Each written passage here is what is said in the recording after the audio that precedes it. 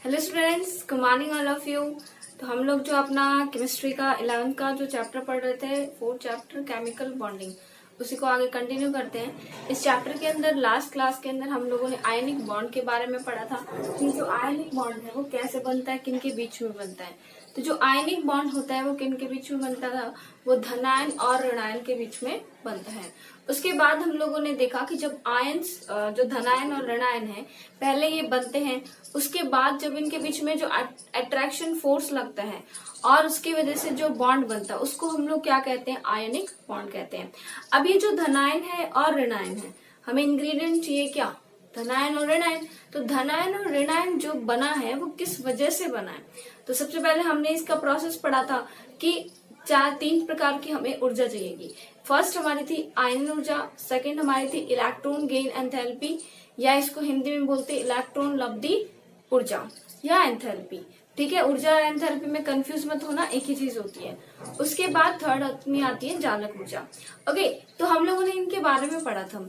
तो जो फर्स्ट अपनी आयन ऊर्जा है वो क्या होती है कि बाह्यतम जो कोश होता है उससे इलेक्ट्रॉन को निकालने के लिए आवश्यक ऊर्जा की मात्रा वो क्या होगी, आपकी आयनन ऊर्जा।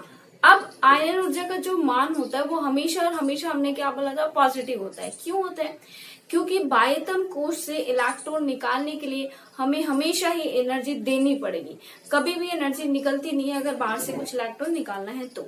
उसके बाद अगर हम सेकंड पढ़ें तो अपनी आती है इलेक्ट्रॉन लब्धि एंथैल्पी। तो इलेक्ट्रॉन लब्धि एंथैल्पी क्या होती है कि किसी भी परमाणु के बाह्यतम कोश में इलेक्ट्रॉन आपको जोड़ना है, ठीक है, तो वो उसकी होती है इलेक्ट्रॉन बंधुता या इलेक्ट्रॉन लब्धि एंथैल्पी। अब वो किस पे डिपेंड करती है, वो परमाणु पे डिपेंड करती है। वो ऊष्मा क्षेत्र मतलब नेगेटिव भी हो सकती है, पॉजिटिव भी। नेगेटिव पॉजिटिव का मतलब क्या है कि या तो वो ऊष्मा ग्रहण कर सकता है तब तो पॉजिटिव आएगी, अगर वो ऊष्मा निकाल रहा है, जब हम इलेक्ट्रॉन जोड़ रहे हैं तो ऊष्मा निकाल रहे हैं तो वो क्या आ जाएगी, नेगेटिव में। ठीक है, तो इस टाइप से। लेकिन जनरली होता क्या है कि जब भी हम लोग किसी भी परमाणु में इलेक्ट्रॉन जोड़ते हैं तो वहां से एनर्जी निकलती है। इट मींस जो इलेक्ट्रॉन गेन एंथैल्पी होती है वो मोस्ट ऑफ क्या होती है, नेगेटिव होती है। उसके बाद में जो थर्ड टाइप की एनर्जी आती है वो होती है अपनी लैटिस एनर्जी या जालक ऊर्जा। जालक ऊर्जा क्या होती है कि जब एक मोल आयन बन रहा है, एक मोल आयन बन रहा है किससे, धनायन और ऋणायन से। धनायन ऋणायन आपस में जुड़ रहे हैं और एक मोल आयन आपका बना रहे हैं। तो वो एक मोल आयन जब बन रहा है तो उनके बीच में जब जो अट्रैक्शन फोर्स लग रहा है और उस टाइम पे जब वो आयन बन जाता है, भाई एक मोल जो आपका है वो बन जाता है, तो उस टाइम पे वहां पे जो एनर्जी रिलीज होती है एक मोल आयन बनने के मतलब बनने की प्रोसेस में या बनने की प्रक्रिया में, जितनी भी एनर्जी वहां से रिलीज होती है वो आपकी क्या होती है, जालक ऊर्जा। और ये एनर्जी हमेशा क्या होती है, रिलीज होती है। और याद रखना, जितनी ज्यादा एनर्जी यहाँ से निकलेगी मॉलिक्यूल उतनी ही स्टेबिलिटी में जाएगा, क्योंकि एनर्जी जो होती है वो क्या होती है, स्टेबिलिटी के क्या बोलते हैं, व्युत्क्रमानुपाती, इंग्लिश में उसको बोलते हैं व्युत्क्रमानुपाती। ठीक है, तो वो क्या होती है, व्युत्क्रमानुपाती होती है। यानी कि अगर एनर्जी बढ़ रही है तो स्टेबिलिटी घटेगी और यहाँ पे एनर्जी कम हो रही है तो स्टेबिलिटी उसकी बढ़ जाएगी। ठीक है, तो ये हमने पढ़ा था। उसके बाद में हम लोग एक एग्जाम्पल के बारे में डिस्कस करेंगे आज कि स्पेशली हम लोग आयनिक बॉन्ड पढ़ेंगे, जैसे NaCl आपका कंपाउंड होता है। तो हम लोग इसमें चलते हैं कि जो अपना NaCl क्रिस्टल की संरचना, ठीक है, हम लोग स्पेशली NaCl पे ही चलते हैं कि NaCl में कैसे होता है। अब आपको पता है जो NaCl होता है, इस NaCl के अंदर Na तो पॉजिटिव होता है और Cl नेगेटिव होता है, यही होता है, ये होता है ना। अब हम लोग अलग अलग पढ़ेंगे कि Na पॉजिटिव है ये कैसे बना है, Cl नेगेटिव है ये कैसे बना है। तो फर्स्ट अपना क्या होगा, आयनन ऊर्जा। तो Na के लिए आयनन ऊर्जा क्या हो जाएगी कि जो सोडियम होता है, इस सोडियम के बाह्यतम कोश से,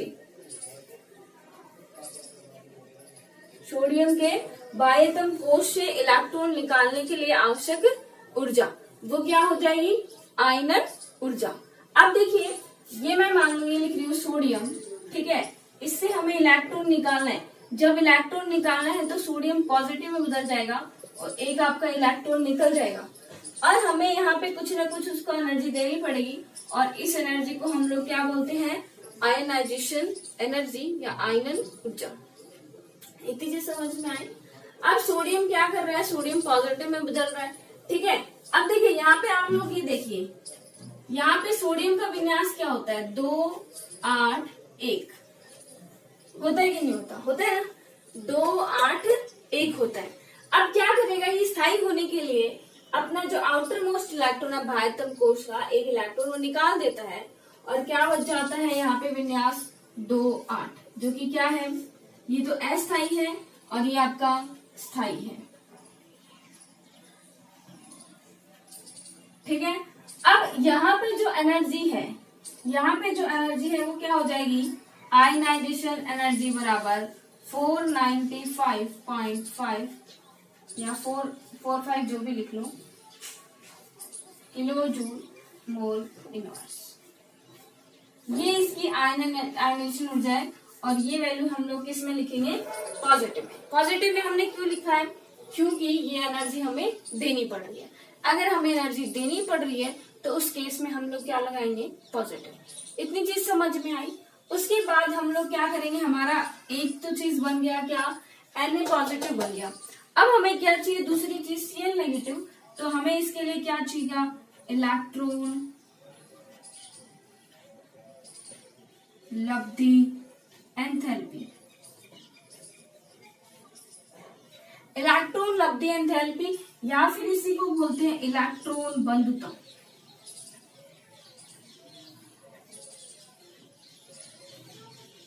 तो याद रखना, इलेक्ट्रॉन लब्धि एंथैल्पी इलेक्ट्रॉन बंधुता एक ही चीज होती है, ठीक है। या इंग्लिश में इसको क्या बोला जाता है, electron gain enthalpy, EG। Okay, तो देखिए क्या होता है, यहाँ पे क्या होगा, जो क्लोरीन है, ये क्लोरीन है, ये जो क्लोरीन है ये क्लोरीन किस में बदलेगा, Cl नेगेटिव में। तो क्लोरीन Cl नेगेटिव में कब बदलेगा, जब क्लोरीन का अणु क्या लेगा, इलेक्ट्रॉन लेगा, और किस में बदलेगा, Cl नेगेटिव में। और यहाँ पे क्या होगा, EgE, इलेक्ट्रॉन गेन एंथैल्पी। अब मैं क्या बता रही हूँ, अब मैं ये बता रही हूँ कि यहाँ पर क्या होता है, जब हम लोग इसको इलेक्ट्रॉन देते हैं, जब हमने इसको इलेक्ट्रॉन दिया तो यहाँ पे एनर्जी बाहर निकलती है, ना कि हमें देनी पड़ती, बल्कि एनर्जी यहाँ से बाहर निकलती है। तो जो इलेक्ट्रॉन गेन एंथैल्पी होती है वो आपकी होती है 348.8 किलो जूल मोल इनवर्स, ठीक है। ये जो आपकी इलेक्ट्रॉन गेन एंथैल्पी कितनी होती है, 348.8 किलो जूल मोल इनवर्स। अब ध्यान से सुनना, हमारा सोडियम बना है तो एनर्जी हमें देनी पड़ी 495.4 या 8। जब इलेक्ट्रॉन जोड़ा हमने तो एनर्जी वहां से रिलीज कितनी हुई है, 348.8। बताइए ये फायदे वाला सौदा है क्या, फायदे की डील है ये क्या, कि एनर्जी ज्यादा तो हमें देनी पड़ रही है और एनर्जी कम यहाँ से निकल रही है। तो यानी हमारी तो एनर्जी, जब हमने मॉलिक्यूल बनाया तो एनर्जी यहाँ से तो वेस्ट और हुई है, ठीक है। तो अभी बताओ ये पूरा हो गया क्या, अभी पूरा थोड़ी ना हुआ है, अभी तो सिर्फ आयन बने हैं। अब ये आयन क्या करेंगे, आपस को एक दूसरे को अट्रैक्ट भी तो करेंगे, तो और उसके बाद क्या बनेगा, 1 मोल आपका NaCl बनेगा। तो जो आपकी नेक्स्ट क्या हो जाती है, जालक ऊर्जा, इसको बोलते हैं लेटिस एनर्जी। ये क्या होती है, जब सोडियम पॉजिटिव और आपका क्लोरीन नेगेटिव होता है, जब एक दूसरे को अट्रैक्ट करते हैं तब ये एनर्जी क्या होती है, रिलीज होती है। और ये एनर्जी हमेशा रिलीज होती है तो हमेशा और हमेशा किस में आती है, नेगेटिव में आती है, ठीक है। तो क्या होगा हमारा Na पॉजिटिव और प्लस Cl नेगेटिव, ये एक दूसरे को क्या करेंगे, अट्रैक्ट करेंगे। तो क्या हो जाएगा हमारा Na पॉजिटिव Cl नेगेटिव, जब एक दूसरे को अट्रैक्ट करेंगे तो क्या बन जाएगा, NaCl। और यहाँ पे जो एनर्जी हुई है वो होती है आपकी 787.8 किलो जूल मोल इनवर्स। और कौन सी एनर्जी होती है, ये लेटिस एनर्जी। जब आप इन तीनों एनर्जी को देखते हो, अच्छा ये भी एनर्जी क्या होती है, निकलती है, तो यहाँ पर भी क्या लग जाएगा, माइनस। यहाँ पे प्लस क्यों लगा, क्योंकि ये एनर्जी ले रहा है ये क्या प्रक्रम हो गया? ऊष्मा शोषी प्रक्रम। ये ऊष्मा क्षेपी प्रक्रम, ये ऊष्मा क्षेपी प्रक्रम। अब टोटल करो, माइनस माइनस ऐड हो जाएंगे और ये प्लस का हट जाएगा, तो यहाँ पे आपकी वैल्यू बचेगी कुछ 640.4 किलो जूल मोल मास। यानी कि आपका ये जो टोटल प्रक्रम है, ये टोटल प्रक्रम क्या है? ऊष्मा क्षेपी प्रक्रम। अब ये ऊष्मा क्षेपी और ऊष्मा शोषी क्या होते हैं ये समझ नहीं आएगा, तो ये आपको बता दूं, ऊष्मा शोषी क्या होता है? ऐसा प्रक्रम जिसके अंदर जब वो प्रक्रम संपन्न हो रहा है तो एनर्जी अगर हमें बाहर से देनी पड़ती है। जब वो कोई भी सिस्टम होता है एनर्जी को जब अवशोषित करता है तो उसको क्या बोलते हैं? ऊष्मा शोषी अभिक्रिया। यानी कोई रिएक्शन होती है और उस रिएक्शन के दौरान हमें एनर्जी को बाहर से उसको देना पड़ रहा है, यानी वो रिएक्शन तभी होगी जब हम उसको बाहर से एनर्जी देंगे, तो वो रिएक्शन आपकी हो जाएगी ऊष्मा शोषी अभिक्रिया। ठीक है, अगर मान लो ऐसी कुछ रिएक्शन हो रही है, जब हम रिएक्शन करा रहे हैं तो वहां पे बहुत अमाउंट में क्या निकल रही होगी? हीट निकल रही होगी। जैसे कि आप लोगों ने ये देखा होगा कि जब भी आप चूना जो होता है उसको पानी के अंदर डालते हो तो क्या होता है? जैसे जिस भी बाउल के अंदर आपने ये प्रक्रम किया है, थोड़ी देर के बाद उसको बाहर से हाथ लगा के देखना, वो गर्म मिलेगा आपको। तो वो गर्म क्यों हो जाता है? क्योंकि जब वो रिएक्शन कंप्लीट हुई है वाटर के साथ में जो आपका चूना होता है उसकी, तो क्या हो गया? वहां से बहुत ज्यादा एनर्जी बाहर निकली है। जब एनर्जी किसी भी रिएक्शन से बाहर निकलती है तो उसको हम लोग बोलते हैं ऊष्मा क्षेपी प्रक्रम। ठीक है, अगर मान लो चलो ये हो गया आपका ऊष्मा ग्रहण हो रहा है तो ऊष्मा शोषी, और उत्सर्जित हो रहा है तो ऊष्मा क्षेपी। अब हम लोग क्या बोल रहे हैं कि जो NaCl है, इस NaCl के जब हम लोग सोडियम से बायतन कोष इलेक्ट्रॉन निकाले तब हमें एनर्जी देनी पड़ेगी, वो होती है हमारी इतनी।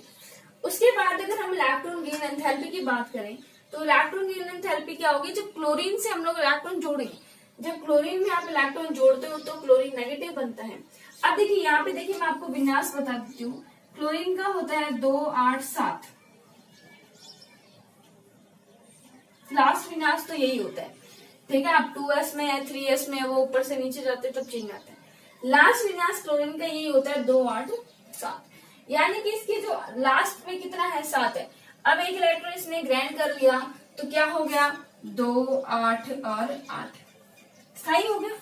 ठीक है, अब देखिए ये जो इन्होंने क्या बताया कि यहाँ से जब हमने टोटल 1 मोल सोडियम बनाया तो इसकी लेटेस्ट ऊर्जा का मान कितना है? 787, जो कि बहुत ही क्या है? ज्यादा है।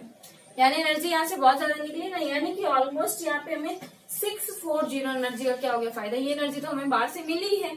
ठीक है, तो यहाँ पे क्या होता है कि ये बताया गया कि जिस सिस्टम के अंदर जितनी ज्यादा एनर्जी निकलती है वो सिस्टम उतना ही क्या होता है? स्थायी होता है। तो यहाँ पे क्या बताया गया? आयनिक बॉन्ड में अष्टक नियम को इतना मतलब प्रेफरेंस नहीं दिया गया, और किसको दिया गया कि आयनों के जुड़ने से, यानी जब 1 मोल आयन बन रहा है उस टाइम पे जितनी चालक ऊर्जा का मान ज्यादा आता है वो आयन उतना ही स्थायी होता है। यानी यहाँ पर अष्टक ना देख के क्या देखी गई? चालक ऊर्जा का मान। चालक ऊर्जा का मान जितना ज्यादा ऋणात्मक या जितना ज्यादा आ रहा है वो उसकी क्या होगी? आपकी जितना ज्यादा ऋणात्मक, याद रखना ऋणात्मक और धनात्मक में यहाँ चेंज हो जाता है। ये वैल्यू भी ज्यादा है 495 ज्यादा, लेकिन ये किसमें है? पॉजिटिव में है। अगर वैल्यू पॉजिटिव में इसका मतलब वो इलेक्ट्रो एनर्जी को एक्सेप्ट कर रहे हैं, और अगर वैल्यू नेगेटिव में है इसका मतलब एनर्जी को लूज कर रहे हैं। तो आपकी वैल्यू हमेशा नेगेटिव में आनी चाहिए, तभी हमारा सिस्टम क्या हो पाएगा? स्टेबल। ओके, तो यहाँ पे आयनिक बॉन्ड में क्या बता दिया गया कि वही सिस्टम अपना स्टेबल होगा जिसके अंदर लेटेस्ट ऊर्जा का मान क्या निकलेगा? ज्यादा। तो ये हो गया अपना NaCl का बनना। ठीक है, ये NaCl बना कैसे? ये लिखोगे, ये लिखोगे और ये लिखोगे, इस टाइप से आपका NaCl तो गया बन। उसके बाद अगर हम NaCl की संरचना देखें, ठीक है, तो NaCl में क्या होता है? ऐसे क्यूब्स के रूप में प्रेजेंट होते हैं ये।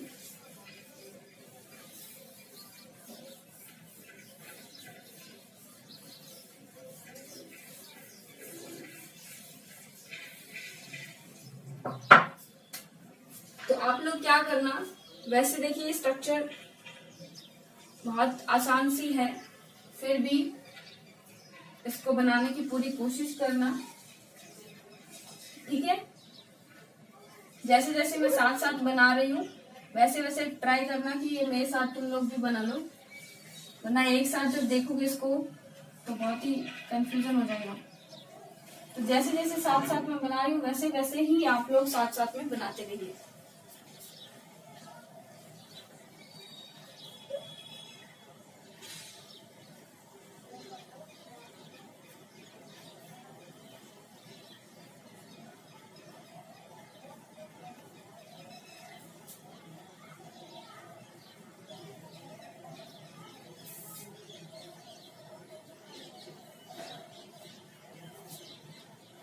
अब देखिए आप ऐसे ही कर दो, एक लाइन यहाँ पे। अब जो आपकी फर्स्ट लाइन है उसको फर्स्ट से मिलाओगे, सेकंड लाइन है उसको सेकंड से मिलाओगे, और थर्ड लाइन जो है आप उसको थर्ड से मिलाओगे, और उसके बाद इस टाइप से इन तीनों को मिला दोगे।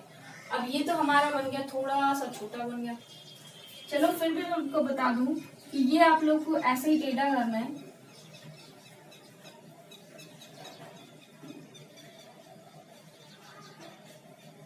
ठीक है।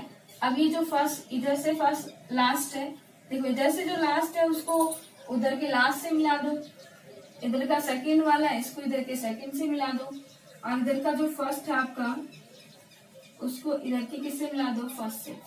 फिर इन तीनों लाइन को आपस में मिला दो। ये आपका बन जाता है इस प्रकार से, ठीक है। ये ऐसे दिख रहा होगा, 3D के अंदर लग रहा होगा।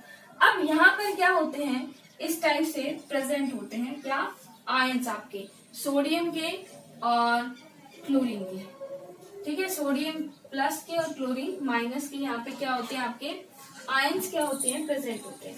अब आप क्या करना, इनको देखो, जैसे कि सपोज करो आपने यहाँ पे रखा कोई भी आयन, आप लोग इनके एजेस पे रखोगे, यहाँ पे रखा जाता है, यहाँ पे रखा जाता है, ठीक है, यहाँ पे रखा जाता है।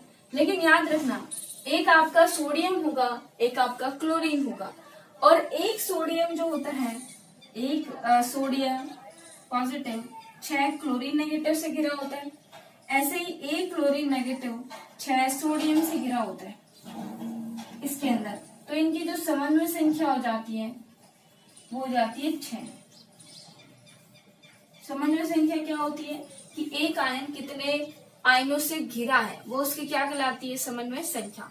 तो यहाँ पे वो इसकी क्या हो जाती है, 6। अब आप सोच रहे होंगे 6 कैसे, तो देखिए मैं आपको बताती हूँ। इस आयन को लेके चलो, यहाँ पे जैसे कि हमने ये बनाया, ये सबसे बीच में है, तो ये इधर इधर, ठीक है।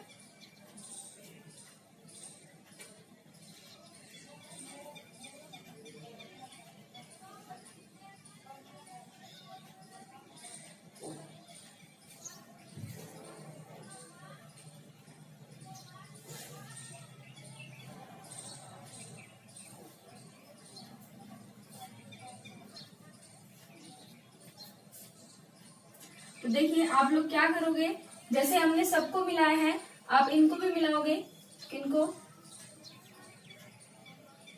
इन तीनों को हमने ऐसे मिलाया, ठीक है। अब देखिए यहाँ पे क्या होता है, आपका आयन एक आप सोडियम बनाओगे, एक सोडियम को जैसे आपने ऐसे कर दिया, क्लोरीन को आपने ऐसे प्रदर्शित कर दिया। तो आपका प्रदर्शित करने का तरीका है, आप लोग ने एक जैसे ये बनाया है तो उसके बाद में एक ये ऐसे बनाओगे। अब एक आयन को लेके चलो, मैं एक बार आपको एक आयन को लेके बताती हूँ कि 6 से कैसे गिरा है। सपोज करो हमने ये आयन लिया है, ये आयन देखना कितने से गिरा है। ये आयन एक तो इधर से इससे गिरा है, एक इधर इससे गिरा है 2, फिर ये इधर 3, फिर ये इधर 4, फिर ये इधर 5, और फिर ये इधर 6, यानी कितने से गिरा है, 6 से, ठीक है। ऐसे ही सपोज करो इस आयन को लोगे तो 1 2 3 4 और 2 ये नीचे से गिरा रहेगा। तो हमने बीच का लिया है ताकि हमें 6 का पता चल जाए। ऐसे एक क्लोरीन में कितने से गिरा रहेगा, 6 से गिरा रहेगा। तो ये आपको स्ट्रक्चर बना लेनी है, इस प्रकार से बनता है। ये जस्ट आपके स्ट्रक्चर है, इतना कुछ इसके बारे में पूछा नहीं जाता। बस आप आयनिक बॉन्ड के बारे में ध्यान रखना कि आयनिक बॉन्ड होता क्या है, ठीक है। अब हमारा आयनिक बॉन्ड कंप्लीट हुआ। एक आयनिक बॉन्ड में हम लोगों ने एक आयनिक क्रिस्टल के बारे में पढ़ लिया, क्या, NaCl। NaCl बना कैसे और NaCl में क्या क्या होता है, एक सोडियम आयन को 6 क्लोरीन आयन घेर रखते हैं और एक क्लोरीन आयन को 6 सोडियम आयन घेर रखते हैं, इसलिए इनकी समन्वय संख्या कितनी आ जाती है, 6। ये हम लोगों ने पढ़ लिया और ये हम लोगों ने देख लिया। उसके बाद हम लोग क्या किस पे चलते हैं, सहसंयोजी बंध पे। ठीक है, नेक्स्ट जो अपना आता है सेकंड जो टाइप का बॉन्ड, वो आता है सहसंयोजी बंध।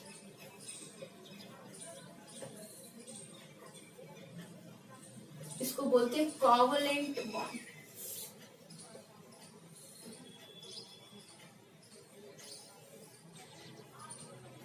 तो कोवलेंट जो बॉन्ड होता है वो आपका क्या होता है, कोवलेंट बॉन्ड आपका होता है कि जब मान लो दो समान या असमान विद्युत ऋणी तत्व इलेक्ट्रॉन के साझे द्वारा बंध बनाते हैं।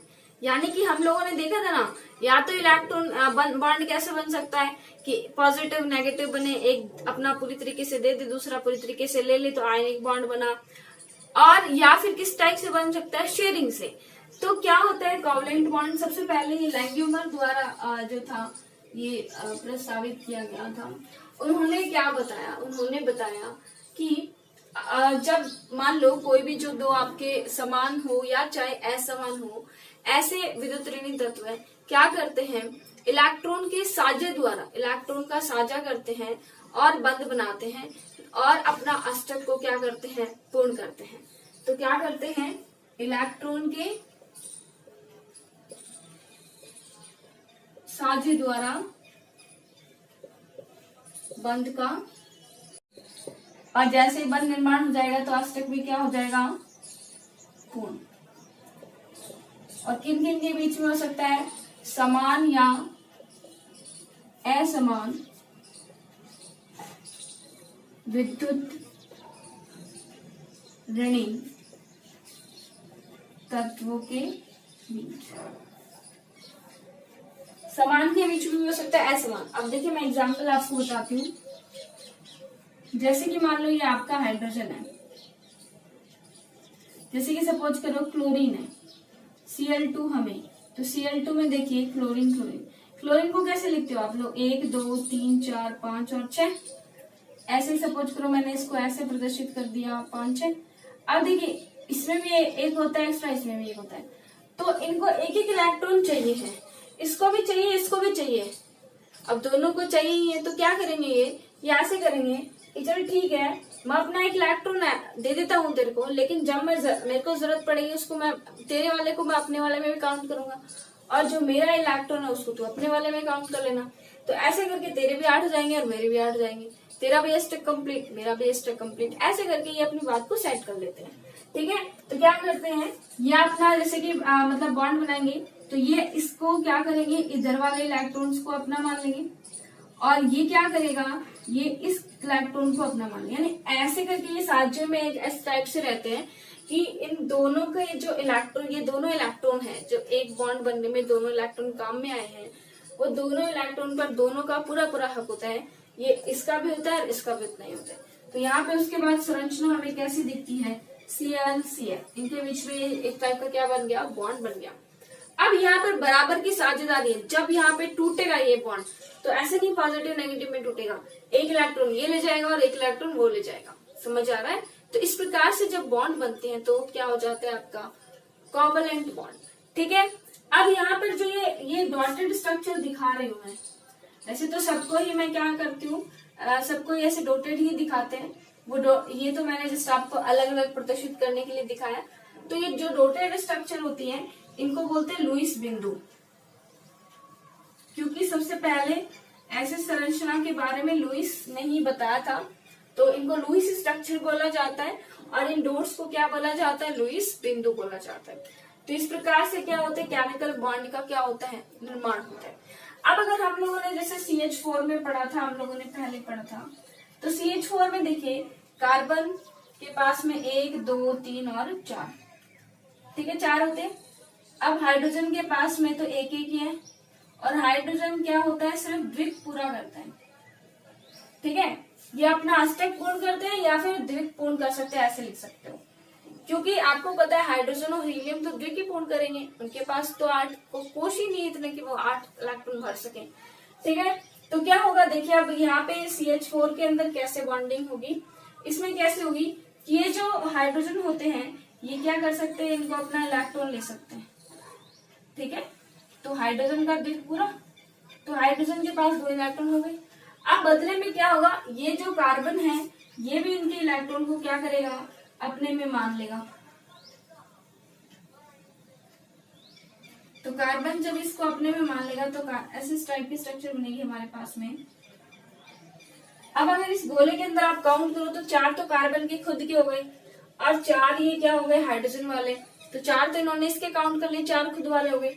टोटल कितने इलेक्ट्रॉन हो गए 8, यानी अष्टक क्या हो गया पूर्ण। तो इस प्रकार से अपना अष्टक क्या करते हैं पूर्ण। लेकिन यहाँ पर क्या नहीं हुआ, इलेक्ट्रॉनों का कोई गेन लॉस नहीं हुआ है, यहाँ पे क्या हुआ इलेक्ट्रॉनों की साझेदारी हुई है, साझे के द्वारा यहाँ पर क्या बना है बॉन्ड बना है, इसलिए इसको क्या बोलते हैं कोवलेंट बॉन्ड, सह संयोजी बंध। क्योंकि ये आपस में क्या करते हैं सह मतलब आप एक साथ में होता है। ठीक है, तो कोवलेंट बॉन्ड में क्या होते हैं एक दूसरे के साथ शेयरिंग करके क्या करते हैं बॉन्ड का फॉर्मेशन करते हैं। तो इसकी स्ट्रक्चर कैसे हो जाएगी CH CH CH ACH। ठीक है, तो ये अपना क्या हुआ कोवलेंट बॉन्ड हुआ। कोवलेंट बॉन्ड में आगे क्या मतलब अभिग्रह दिए गए, क्या इसके आगे थ्योरी है वो हम पढ़ते हैं नेक्स्ट क्लास के अंदर। इतने आप अच्छे से इनको पढ़िए और जितना आपको बोर्ड पे लिखाया जा रहा है वो अपनी कॉपी में नोट कीजिए। ओके।